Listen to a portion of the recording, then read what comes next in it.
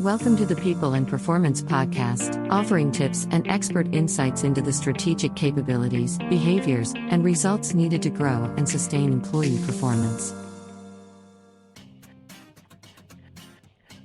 Welcome to another episode of the show.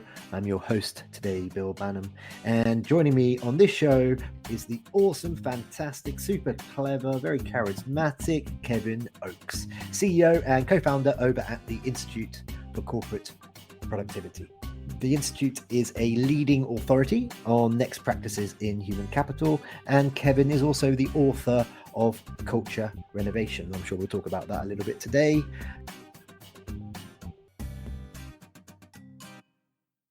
Kevin, welcome to the show. Thanks, Bill. Good to be back. And all of that was true except the beginning part about me, but thanks for the intro. Appreciate it. I should have added he's also patient. I'm recording from home today, listeners, and I said to Kevin, just before we hit record here, we have an Amazon delivery possibly happening during this recording, and we've got dogs, so please bear with me. And he was very patient to do just that. Kevin, beyond my wee introduction there, why don't you start by taking a minute or two and telling our listeners all about yourself? Yeah, no problem, Bill. So I run a company called the Institute for Corporate Productivity, which you mentioned, and we shorten that to I4CP. We do more HR research than anyone on the planet. It's always with a business lens of what are high-performing organizations doing differently with their people practices versus low-performing organizations. We tend to work with a lot of large companies and CHROs, and there's no shortage of topics these days, that's for sure. Kevin, earlier on, I was having a think about which direction I want to take this conversation today. And I've decided to go with provocative. What about that? So here's my first question. My first question for you. And it's terribly loaded. I'm playing devil's advocate here. Okay. But my first question for you is, does company culture still matter? And what I mean by that is, we're now living a time of hybrid and remote working, where in many instances people, they never get to meet in person, they have very limited in-person contact, and sure, there might be Zoom calls and whatnot. But in those instances, how much can companies still hope to maintain a sense of company purpose and therefore a company culture? Yeah, it's a good question, Bill. I actually think it matters more than ever today, mainly because while the economic predictions here are all over the map, the job market remains very hot. And so for a lot of organizations, they're still looking for great talent overall, even though we've had some layoffs in the tech sector, most notably. And employer brand is top of mind, I think, for a lot of companies. They want to make sure that they are an attractive place for not only people to come to, but to stay for quite some time. And retention, we'll be hearing about more and more going forward. Culture is is where employer brand starts. You have to have a healthy or a fit culture overall in order to have a healthy employer brand. And I think for many organizations, they're also realizing just how critical a fit culture is for financial performance. I made a statement recently about Twitter, for example, that I think going forward, the trick for Twitter is going to be to create a healthy culture, which will do more for their financial fortunes than any business model change they might make, like $8 a month subscriptions for the blue check mark. So I think for any organization, making sure that your culture is fit and agile and prepared for the future is the critical key in making sure that you have ultimate financial success long term. Oh man, you brought it up, so I've got to ask you now, Kevin. What do you think about this $8 a month for a blue tick? Are you pro or are you anti? Well, it obviously hasn't worked since we've had thousands and thousands of spoof accounts and people, paying $8 to get the blue check mark, and obviously not being the person that they're purported to be behind the scenes. It's one of these policies that I just don't think was very well thought out. And unfortunately, it's cost a lot of shareholders of certain companies significant dollars. You probably saw Eli Lilly's stock price was hit very hard based on a false tweet about free insulin, which actually affected a few other companies in that industry. There's been other examples too. And, it just goes to show the power Twitter has overall around mindsets. But a poorly thought out plan like that can have a real detrimental effect. And you probably know they've quietly removed this as they try to figure out what to do next. Just set the scene a wee bit more so people kind of get your take. Perhaps you can share from your experience, from what you see, what you've written. What are some of those signs that an organization is in need of a culture renovation? Well, I think the pandemic changed most cultures in the world, most corporate cultures. Sometimes it changed it for the good. A lot of times it changed for the good. But for about a third of companies, according to our research, they felt that the culture suffered a bit during the pandemic. And so I think the trick for any organization is asking themselves the question, are we going to be reactive or passive to what the pandemic did to our culture? Or are we going to be proactive and try to shape the culture for this new future and new world of work that we've entered into? I think smart companies are constantly working on their culture. In the book that I wrote titled Culture Renovation, I profiled a number of companies, one of which was Microsoft right at the beginning, because I think they're a great example of a company that has very effectively renovated their culture. But every time I get out there and talk glowingly about what Microsoft has done, the Microsoft HR team will remind me, hey, Kevin, we still have a lot of work to do. We still got a long way to go. And you're never done. You don't plant a flag in the ground and declare victory around culture change. This is something you've got to constantly work at. So I think the smart companies are constantly working at it. They're not just, suddenly waking up and saying, oh, we need to change our culture. But that is the case in a lot of other organizations. I think a lot of companies, have that realization at some point or another. And as we move forward with, more of a hybrid workforce, flexible workforce for a lot of organizations anyway, I think there's going to be new norms and ways of working that companies will have to factor into what they want their culture to be known for and what they want their culture to be like long term. So it is a constant battle, Bill, and hopefully organizations are recognizing that. Well, let's continue down that route for a moment, if you don't mind. Let's continue talking a wee bit about the impact of hybrid working, of folks working fully remotely in some instances. In a recent-ish LinkedIn article, Kevin, called "Hey CEOs, you aren't qualified to decide who should return to the office." Great article, by the way. You write the following: some of the most prominent CEOs in the world, Tim Cook, Elon Musk, that guy again, Jamie Dimon, Reed Hastings, and David Solomon have loudly demanded that employees return to the worksite. They apparently believe there's no way these adults can be as productive out of sight, and that innovation and collaboration are best when in person.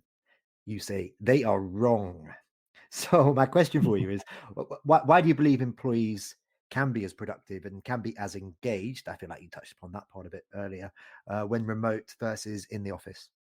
Because research proved they were, and it's our research and many others. We were more productive when everybody was forced to go remote. And there's, the naysayers will say, well, that's just because we worked harder, or there's other reasons for it. Frankly, in most organizations, and it's hard to talk just in generalities about every kind of company in every industry, because there are certain industries and certain companies where you have a significant on-site presence and a requirement for on-site employees, of course. But for a lot of companies, when they did go to remote work policies, it went quite well.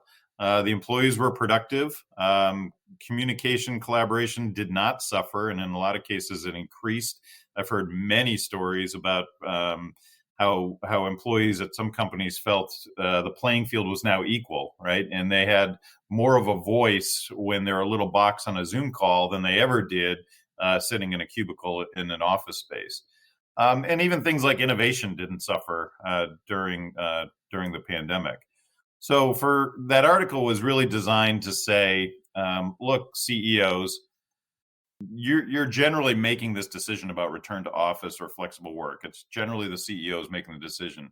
And for many of those CEOs, it's not based on data, it's not based on employee sentiment, it's based on their own personal preference. Yet their experience in the office is very, very different than almost every other employee in the company. CEOs often feel that the culture is the office, and they try to spend as much time in the office as they can. But if they're not in the office, nobody blinks, right? So they have the ultimate flexibility to do whatever they want. And certainly when they're working remotely, they have all the technology, typically, and workspace they need to be productive as well.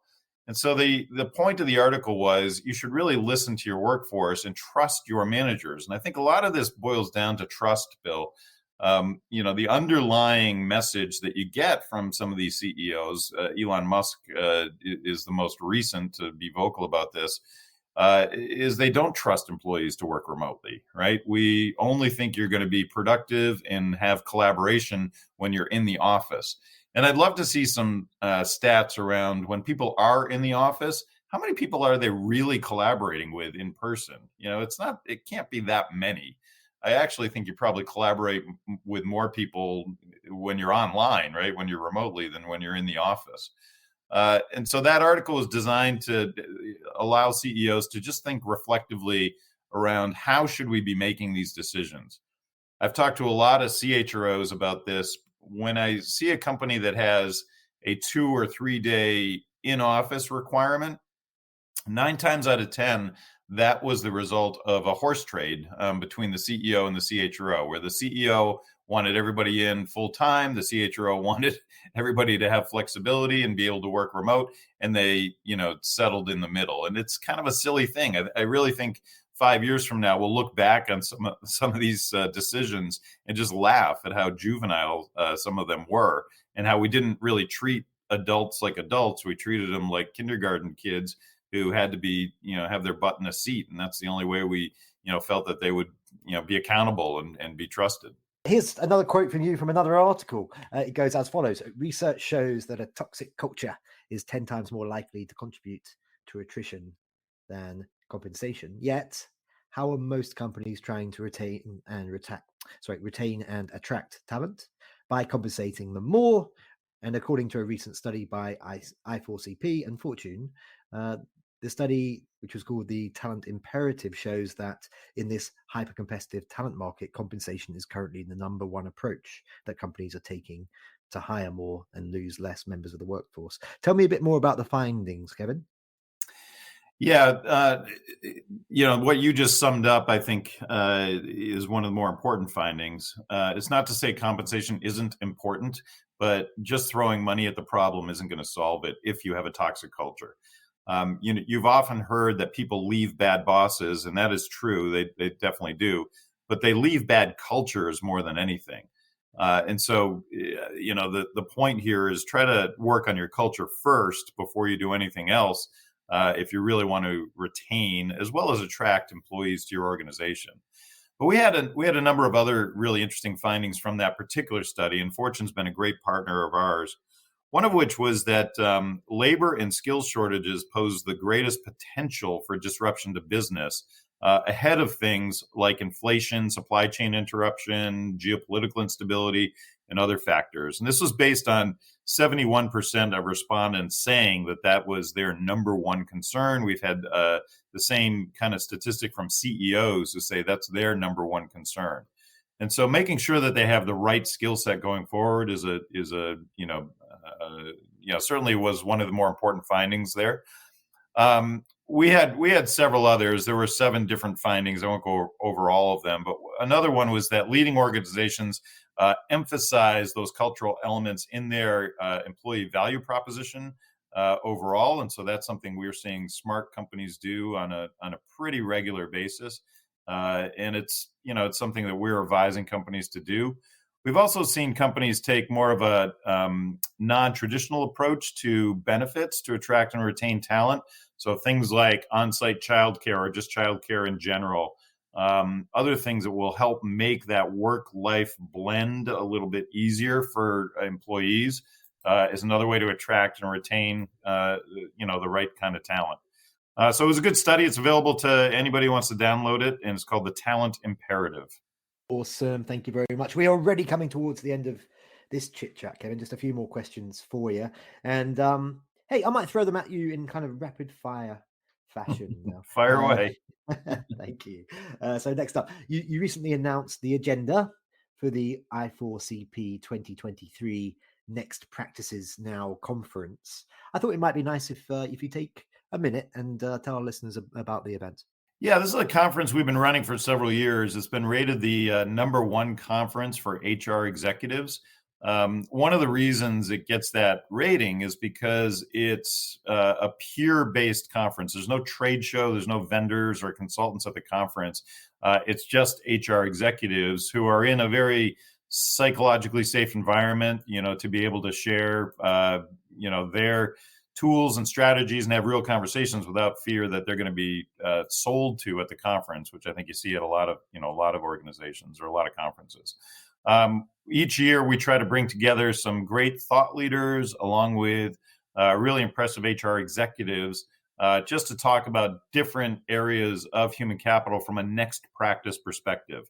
And so the conference is called Next Practices Now. That's a term that is very near and dear to us. While we do tons and tons of research and uncover best practices of companies, we hang our hat on next practices, and we define that as practices where we see a really strong correlation to bottom line business impact, but not a lot of companies have yet implemented those practices. And so the conference is designed to really rally around some of those future-looking practices, things that companies should be on the lookout for in the future. Some of the speakers that we've got already announced at the conference. So Gary Hamel, best-selling author, is one of the speakers. We've got Ellen McGirt, who's editor at Fortune. Michelle Meyer-Ship, who's the CEO of Dress for Success. We have a number of CHROs and other HR execs from companies like Microsoft, F5, Accenture, the NBA, the National Basketball Association. Roche is another one. We also have Amy Edmondson from Harvard Business School. So some really cool people. And I look forward to this every year. It's just a really, really fun event. Awesome. That sounds great. If you guys have a press release you want to share with the HR Gazette, please do share that with us and we'll post that happily. Will do. Two more questions for you. The next one's kind of a bit left of field, but and I want to challenge you again to answer in about a minute. But here it comes. Can you share one piece of advice or some direction that you were given by a mentor or a leader or a colleague that inspired you to perform at a higher level in your career? Yeah, we a long time ago, I learned about open book management and just the importance of transparency. And we as a company have been emulating open book management from the beginning. And what that means, Bill, is once a month, we get together as an organization and we go over all the financials of the company. We've taught people what EBITDA means and net income and look at a balance sheet. And we just want them to know, how are we doing to plan? How are we doing versus last year, et cetera. And then we go over all of our strategies, our product ideas, our research ideas, things that we're planning on going forward. I just find that to be an easier way to run a company, frankly, and just a more honest way to run it. Everybody in my organization is an owner of the organization. They all have equity in the company. And so I want to treat them like owners. I want them to act like owners. And so that's a learning I had from years and years ago, and just the way I love to operate in business in general. Hang on a minute. Am I hearing from you that at your company, it's terribly important that you guys all get together in person on a regular basis?